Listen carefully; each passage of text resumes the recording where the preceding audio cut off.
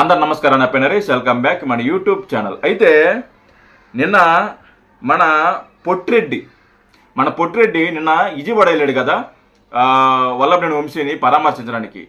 అక్కడ వెళ్ళే దారిలో ఒక చిన్నపిల్ల వచ్చి చిన్నపిల్లకి సెల్ఫీ ఇచ్చి తర్వాత ఈ సాక్షి ఛానల్ ఏం చేశారంటే ఆ చిన్నపిల్లతోటి అమ్మఒడి రాలేదు అని చెప్పేసి మాట్లాడు అని ఆ చిన్న పాప చేత వాళ్ళు మాట్లాడించడం జరిగింది.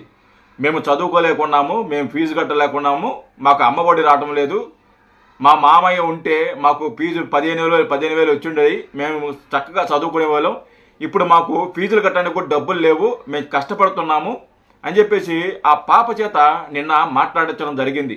నిన్న దాని గురించి మనం డిస్కషన్ చేసాం. చాలామంది కూడా ఆ వీడియో చూసుంటారు. ఆ పాప జరిగిన ఆ సంఘటన ఏదైతే ఉందో అన్ని కూడా చూసుంటారు. అయితే ఈ పాప ఎవరు, అసలు ఈ పాప ఎవరు, ఈ పాప బ్యాక్గ్రౌండ్ ఏంది అని తెలిస్తే మీరు నోరు ఎల్లబెడతారు. ఈ పాప ఎవరు, ఈ పాప బ్యాక్గ్రౌండ్ తెలిస్తే ఎవరైనా నోరు పెట్టాల్సిందే. నేనైతే షాక్ అయ్యా నిజంగా ఆ పాప ఒక డీటెయిల్స్ చూసిన తర్వాత. అయితే ఆ డీటెయిల్స్ ఆ పాప ఎవరు, ఆ పాప ఎక్కడ చదువుతుంది, ఆ పాప స్కూల్ ఫీజు ఎవరు, ముఖ్యంగా వాళ్ళ మామయ్య ఎవరు, తర్వాత వాళ్ళ తల్లి ఎవరు, ముఖ్యంగా చాలా మంది తెలుసు వాళ్ళ తల్లి ఎవరనేది నేను చూపిస్తాను.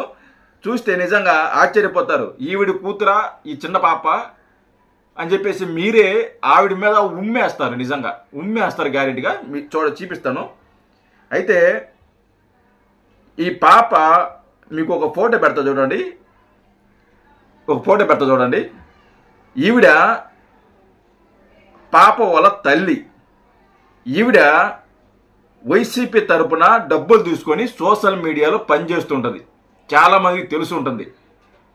యూట్యూబ్లోనో, ఫేస్బుక్లోనో, ఇన్స్టాగ్రామ్లోనో వీడియోలు చేస్తూ ప్రభుత్వాన్ని విమర్శిస్తూ వైసీపీకి సపోర్ట్గా మాట్లాడుతుంటుంది ఈ మహిళ. చాలామందికి తెలిసే ఉంటుంది. ఈ మహిళ కూతురే ఈ అమ్మాయి.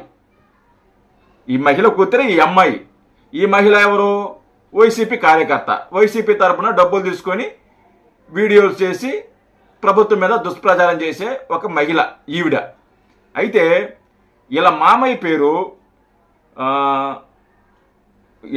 పేరు ప్రవీణ్ కుమార్ రెడ్డి. వీళ్ళ మామయ్య పేరు. అయితే వీళ్ళు విజయవాడ వీళ్ళు. అయితే ఈ అమ్మాయి చదివేది ఢిల్లీ పబ్లిక్ స్కూల్ విజయవాడ. మీకు అది కూడా పెడతా, సైడ్లో పెడతా చూడండి. ఢిల్లీ పబ్లిక్ స్కూల్ విజయవాడ ఈ అమ్మాయి చదివేది. అయితే వీళ్ళకి ఎవరైతే ఈవిడ ఉన్నదో వీళ్ళకి ఒక బంగారు షాప్ ఉంది. విజయవాడలో ఒక బంగారు షాప్ ఉంది. అయితే పాప చదివే స్కూల్ ఫీజు మీకు సైడ్లో పెడతాను చూడండి. 88,000, 1,22,000, మొత్తం లక్షలే. టోటల్గా 1,43,500. అంటే ఆ చిన్న పాప స్కూలు ఫీజు చదివేది ప్రైవేట్ స్కూల్లో. ఫీజు ఏమో లక్షలు. బ్యాక్గ్రౌండ్ చూస్తే బంగారు షాపు, హై క్లాసు, వాళ్ళు బాగా ఫైనాన్షియల్గా బాగా ఉన్నోళ్ళు. బంగారు షాప్ అంటే తెలుసు కదా వాళ్ళు ఎంత బాగా ఉంటారో, ఎంత విధంగా ఉంటారో. అంటే వీళ్ళు బ్యాక్గ్రౌండ్, చిన్న పాప బ్యాక్గ్రౌండ్ ఇదనమాట. వీళ్ళ డీటెయిల్స్. సొంత ఊరు విజయవాడే, సొంత నియోజకవర్గం గురిజాల పులిపాడు గ్రామం, స్వర్గం విజయవాడ, బంగారు shop, school Delhi public school, fees వచ్చి మొత్తం లక్షల్లోనే.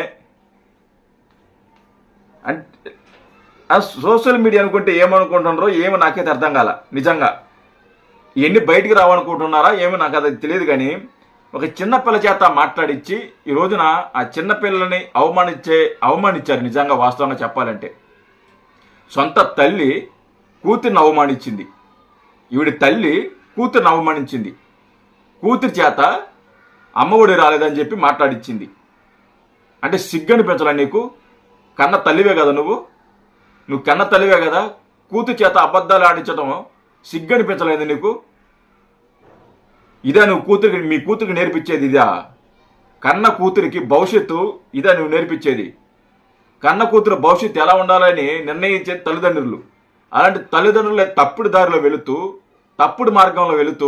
తప్పుడు మార్గంలో సంపాదించుకుంటూ కూతురి పట్ల కూడా అలాగే ప్రవర్తించడం మీకు సిగ్గు అనిపించలేదా? ఈ మహిళకి ఏమమ్మా మీకు సిగ్గు అనిపించలా? కూతురు చేత ఇలా మాట్లాడించడం. అమ్మఒడి రాలేదా? మీకు ఎందుకు వస్తుంది అమ్మఒడి? మీకు అమ్మఒడి మీకు రాదు కదా, మీరు ఎలిజిబిలిటీ కాదు కదా. తల్లికి వందనం మీకు రాదు కదా, మీకు ఎందుకు వస్తుంది? లక్షలు ఫీజు కట్టేవాళ్ళు మీకు ఎందుకు వస్తుంది? బంగారు షాప్ ఉన్న వాళ్ళు మీకు ఎందుకు వస్తుంది? వైసీపీలో నెల పేమెంట్ తీసుకున్న వాళ్ళు మీకు ఎందుకు వస్తుంది? అమ్మఒడి మీకు ఎందుకు వస్తుంది? తల్లిదండ్రులు పిల్లల భవిష్యత్తుని కాపాడాలి.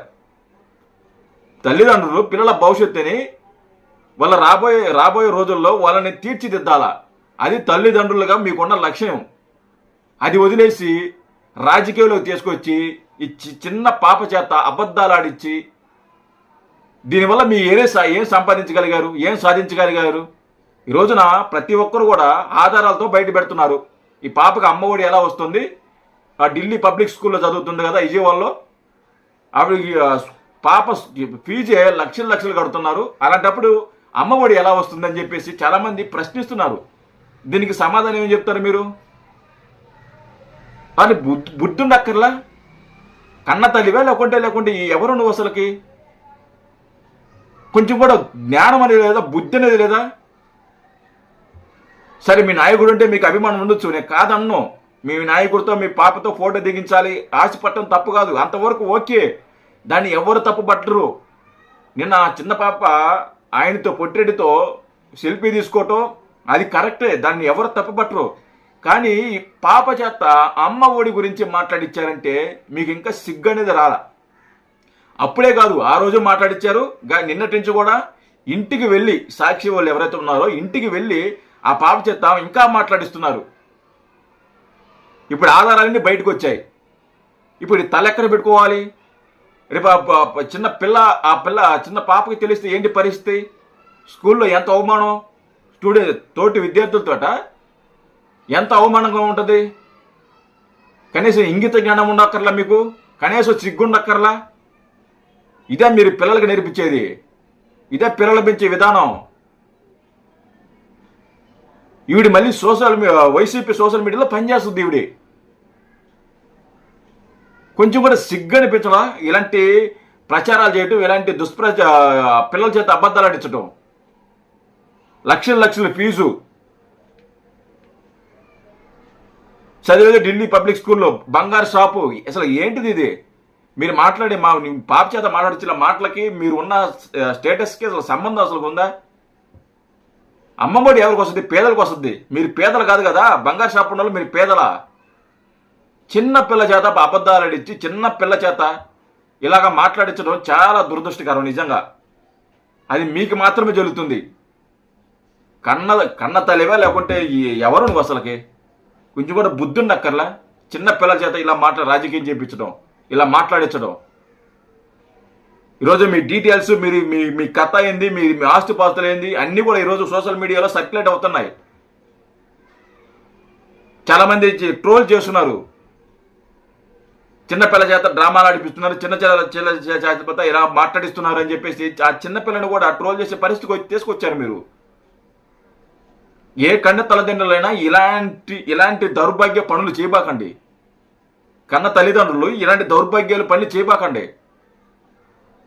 కొంచెం తల్లివే లేకుంటే ఎవరు వదలు, కొంచెం సిగ్గుండక్కలా? నిజంగా కోపంతో మాట్లాడుతున్నా, నిజంగా ఆవేదనతో మాట్లాడుతున్నా.